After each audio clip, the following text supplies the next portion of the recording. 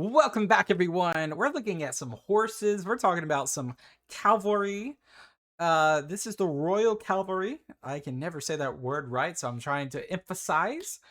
Um, yeah, we talk about cavalry all the time, and I usually think about the jockey, not the horse. But what a disservice to a companion on the battlefield that has provided countless victories for many nations. Well, this nation that we're going to be looking at, of course, is the United Kingdom. And let's jump right in, shall we? The Household Cavalry is home to two of the most senior regiments, Okay, so two regiments. Two, dos. the Life Guards and the Blues and Royals. Their base is at Hyde Park Barracks in central London. The role Okay. of both the Blues and Royals and the Life Guards in London is largely the same. They both operate to do state ceremonial and public duties, and they operate as the Queen's personal bodyguard. They're the two Okay, so this is a few years old at least. senior regiments in the British Army, and each day take over as protectors of Her Majesty the Queen. And by the way, if you guys are on social media, which I assume you are, right? At least as a viewer, there is countless videos of one of these guards in front of Buckingham. I'm pretty sure that's where it's at. Could be wrong. And it's just a compilation of people grabbing the reins and getting yelled at. So go check that out. Every 24 hours they'll switch over, with the Life Guards doing one. They're obvious as they're dressed in red, and then the next 24 hours they're dressed in blue. Every day they ride down from here in London to Horse Guards Parade, where they take over their guard.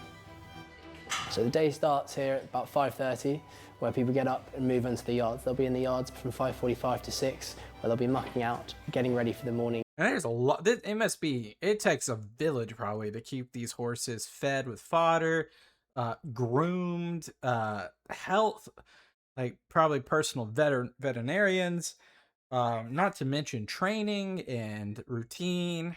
And that's just with the animals. Each day. If they're going on guard, horses will go out at 6:30, where they'll do about a half hour, 45 minutes, what we call a guard X, which is just getting them used to the day and making sure that they're not too fresh when they go out. And yes, they go to the bathroom anytime. It seems like there is no queue, it seems, for that. And just for a second, think about that. In the 19th century and every year before that, that we had mainly stagecoaches or horse and buggies or just horses as travel companions. The streets, just imagine what the streets looked like, smelled like. We're tangenting, but In London. So at the moment we've got roughly 223 horses across the regiment. At the moment we've got a smaller amount here, roughly between 100 and 140. What you see is a lot of Irish sport horses because of the way the market's going, but usually we'd look for good Irish draft horses. The standard of care is vitally important when we're here. We're taking them out of a natural environment and putting them into a stabled environment in central London, so there's a lot of care that has to go into the animals when we're here. We've got no paddocks here to turn horses out, so we have to exercise 6 times a week. And then on a Sunday they will leave their stables and off on the walker or walk notice they all have horseshoes. in hand around the yard. So all soldiers go through phase 1 and phase 2 training before coming here, and then they get loaded onto the riding course, which is 5 months of 0 to hero. Here is a horse, and here is how you look after it, here is how you ride it, and here is how you put it in shiny kit. And I would argue that is one of the most difficult courses I've certainly ever had to do. And they wrap their tails. It demands a lot of courage daily, certainly a lot of discipline under long hours, and it really makes Household Cavalrymen who they are. I wonder if these horses when are they like purchased per se? And how long does it take to tame said horse? I've never been around horses to that extent. I'm just curious there. Today is a unique day as we build up to the Lord Mayor's show on Saturday. We have alongside us the Household Cavalry Band, who are also a mounted band. A mounted band is quite crazy. I don't know if we saw that on the video that we did. It's escaping me. Apologies. Of the annual celebration. However, I do remember a band. I don't know if I remember a mounted band. They're all trained musicians. They're also trained horsemen. So when you're riding a band horse, they tend to be chosen for that job, for their ability to just Big horses. basically sit one behind the other and move forward. It's very difficult to play and ride at the same time, but they're always in contact with the reins. So you'll note that they loop the rein around their forearm when they're riding. So they're keeping some element of contact as they go God, I can imagine. around. But it's basically a game of getting the right horse in the right place and just follow the one in front. Their legs are still working for direction and pace going forward, so they're still in the correct body position, but they just get a bit tied up with their hands.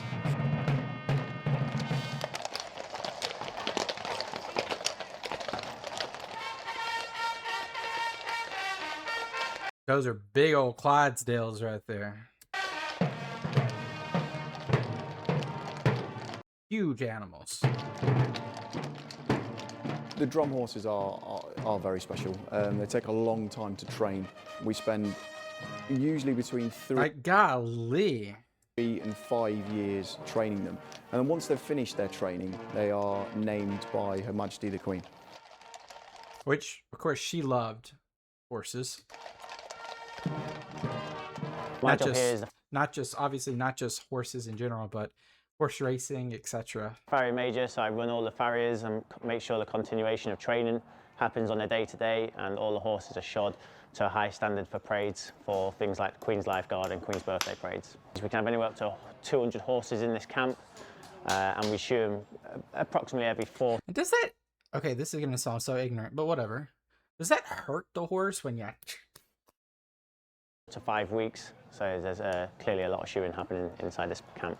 So on the day-to-day, You gotta know what you're doing. what we do every Monday, we'll go around every single one of our horses and we'll check every single foot. On that, we'll make a list of what needs shoeing through that week. When we bring the horses in, we'll check the amount of foot, we'll trim their feet and apply new horseshoes to their feet so they've got plenty of grip and support when they're out on the roads. Jeez. Because we are a regiment of tradition, we still brand our horses' feet, which doesn't hurt them. There's no nerve endings, and that's also less Ah, okay. So it's like a big fingernail. Duh. squadron numbers, and they're separate identity numbers. Preparation before an inspection is hectic, to say the least. There's a lot of hard work and effort goes into it. The grooming can take sort of an hour up to 2 hours It's like painting your nails. before each parade, and the same will go with the tack. The tack can take up to 8 hours from the night before, and we're looking to really make all the leather as shiny as possible and all the whites of the leather as white as possible. So what I'm doing at the moment is just tinning in some reins, so they've just been lagged up, so I'm just tinning them in, and I'm going to put some polish on them in a minute to make them nice and shiny. This will all get inspected tomorrow. This tack is at the required standard for Queen's Lifeguard, probably pretty clean. So this is where we need to be to just leave the gate. So this is like the standard for everyone, and this will be hours and hours last night of getting it ready to go out.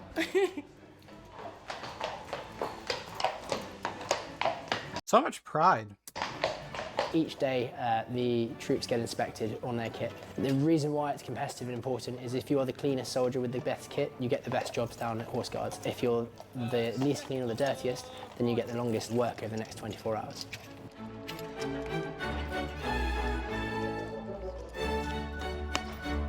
Really clean uniforms. The inspection was okay today. It could be better. In theory, they've got less kit to clean because they're in winter order, i.e. the cloaks.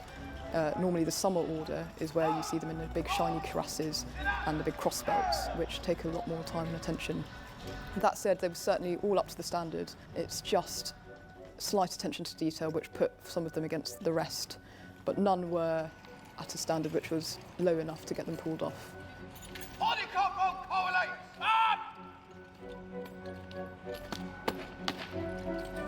There is a possibility of someone getting taken off their horse at every inspection should they not be at the standard. They should leave at 10:30 on the dot and arrive at Horse Guards Parade at 11 when the clock chimes, and that enables them to walk down there at a fairly steady pace under a police escort to ensure that there are no delays. It's a very nice journey. You go down all the way to Hyde Park Corner, through Wellington Arch, then down to Buckingham Palace, past Buckingham Palace, down the Mall, and then into Horse Guards Parade. We don't want the horses too fit We want them to a low level to be able to do the job that we do, but with more fitness comes more energy, and the last thing you want on parade is exuberance. Let's put it that way. Such a balance you have to have, it seems. Imagine 250 children or half-ton toddlers. Each horse is individual in itself.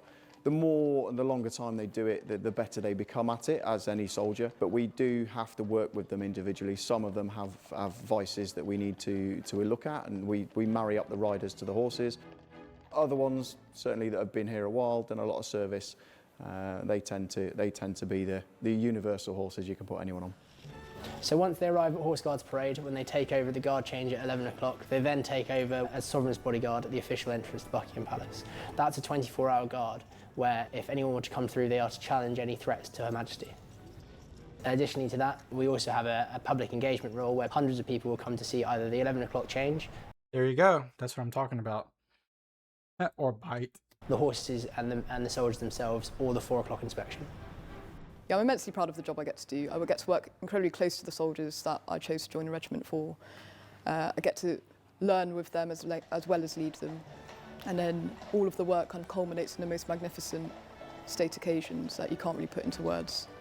I've been here a lot of years, and I joined specifically to do this job. I love all the pomp, I love all the ceremony, but I love what it represents. I love the history behind it as well. Long This is really cool. This is really cool. days, some long nights as well, and very early mornings, but it all works to show off Great Britain in the things that it does. World renowned for that, in fact. Really cool, guys. I've seen these in person. I've seen these horses and these gods in person, and now understanding the history of such, maybe not deep history of kind of all of it, but the work behind it, the preparation, the pride, really interesting, I would say.